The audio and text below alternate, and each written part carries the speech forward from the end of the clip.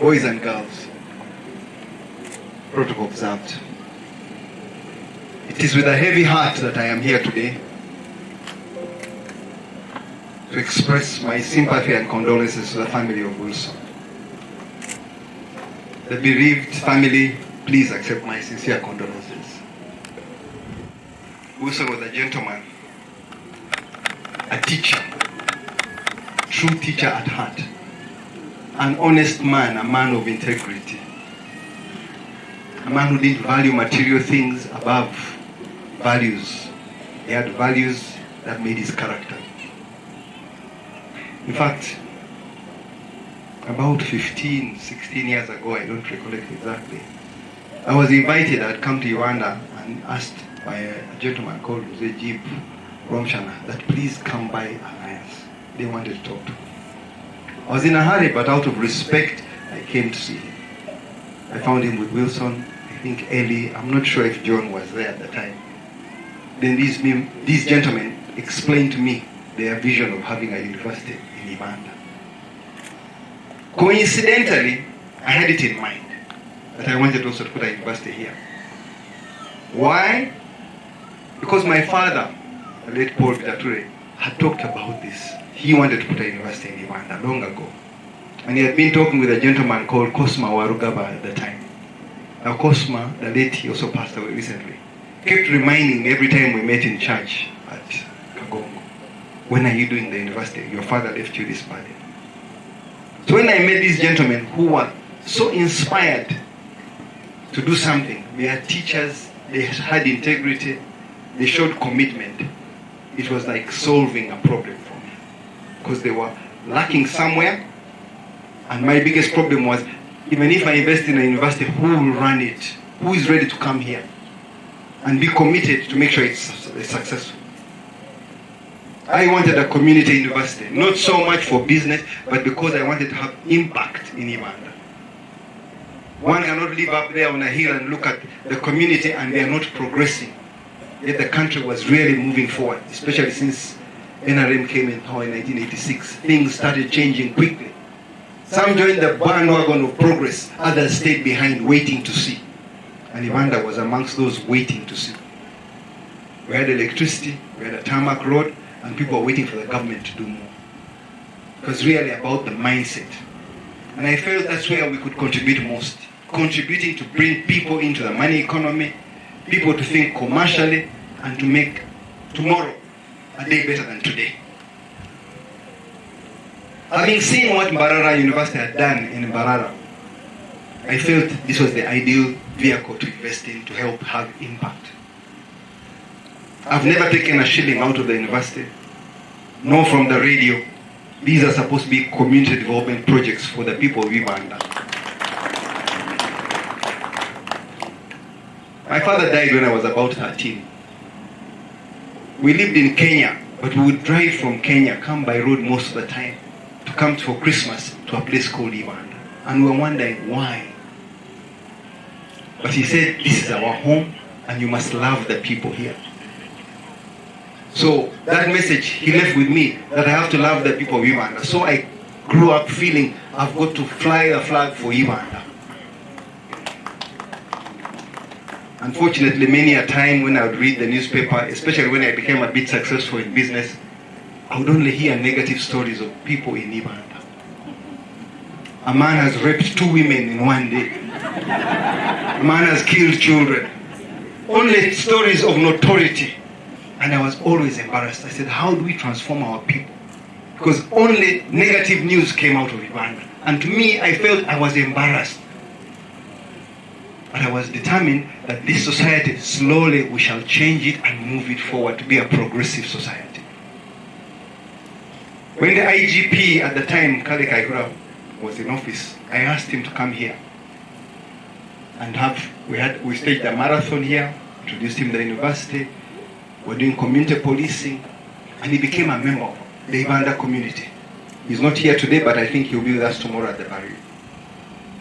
I tried to make friends in high places for Uganda. When the university began, or was about to begin, I assured Mzee Jim, start it. I don't have the time or the capacity myself right now, but I will support you at least financially. That gave him confidence. It emboldened his legs to begin this journey of beginning a university. At the right time, I did come and invest and made sure that the university was going to become a reality.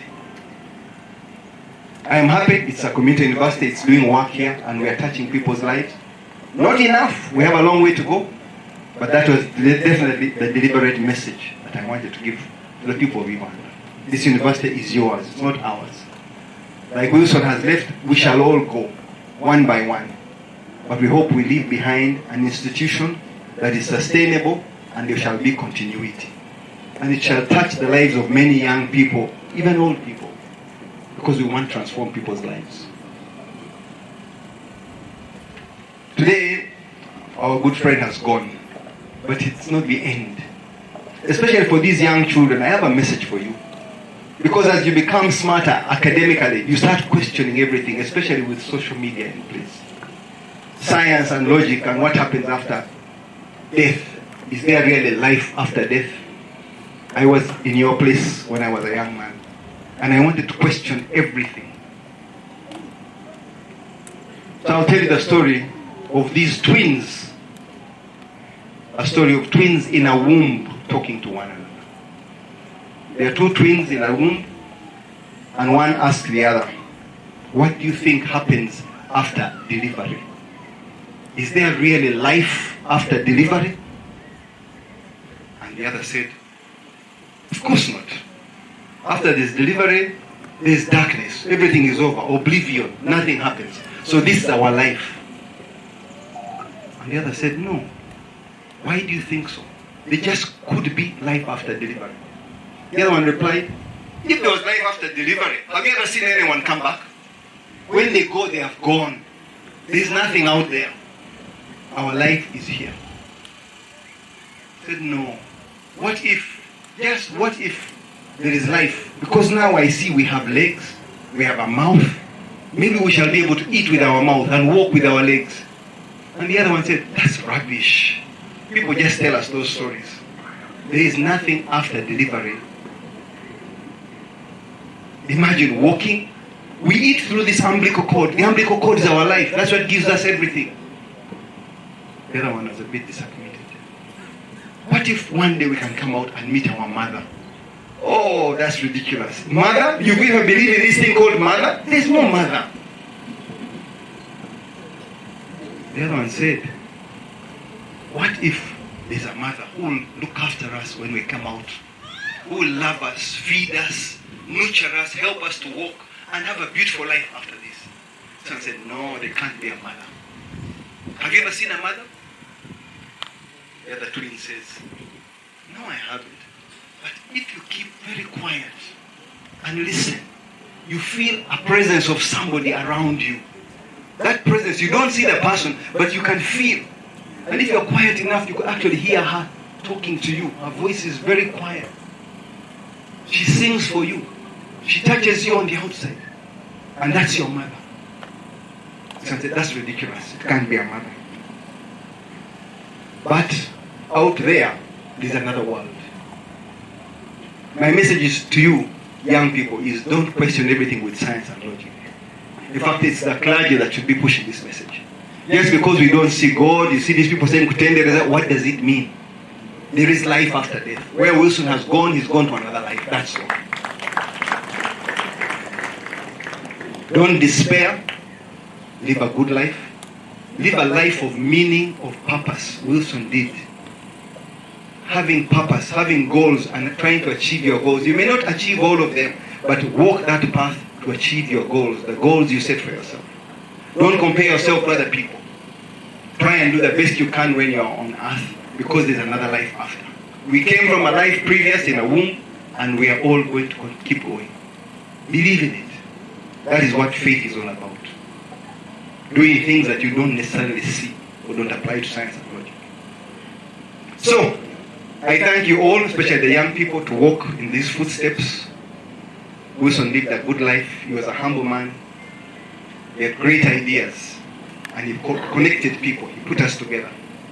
I am glad I associated with this university. I remember the first time I tried to tell His Excellency the President that we have a university in Ibanda. He says, no, there is nothing like that. He knows every bit of this country, every inch almost. So I started describing where the university was and challenged him to come. Within 10 days, he came to Ibanda. That's when we launched the university. He knew exactly where to go. He walked around, he met Mzee Jib and said, aren't you the young man who was in Tare with me when we were both young? He could remember him, and they reconnected. We are fortunate to have a man like him as a leader.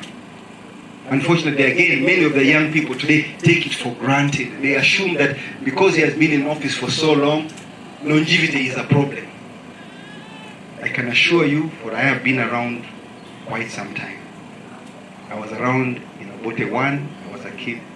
I was around in Amin's days, and I saw hell for what it was. I was around in Obote 2, and I have now begun to live when you can breathe when NRM came to power. This peace we have, do not take it for granted.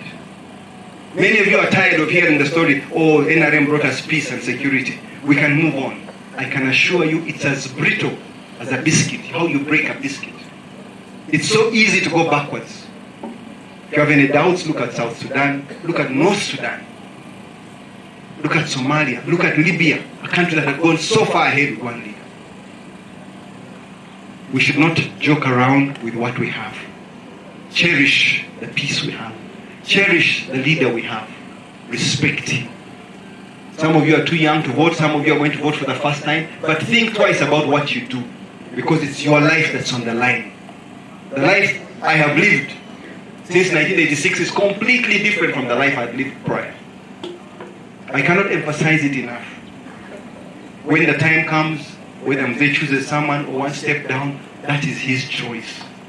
But let us not replace him for the sake of change. Even when I talk to my own children, they say, but Dad, we want another person now, come on. So you of the old people are saying this? All the stories I've told you about our life and what we have gone through. All you need is peace. However clever you are, you can do nothing when you don't have peace. I took off this morning at 7 to be here. I came here, no one stopped me.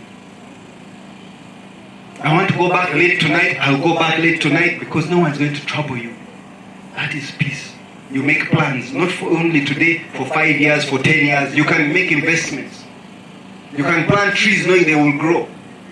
We lived a life when people were dying and we didn't even understand why they were dying. When AIDS came, people were just dying and said, oh, he's become slim, next thing he's dead. We didn't even know what that was. Today, we have better medical facilities. Children have a better chance of growing up, of living a life. Do not take it for granted. I cannot waste this opportunity when I come to my home area to see off and to bid farewell to a brother, a friend, because we had a common cause, helping our community. My message is to the community. Please, do not take it for granted. Elections are around the corner. Vote wisely. Thank you very much. May Wilson's soul rest in eternal peace. I will come to see Mama Wilson's wife with my Mabuko for this.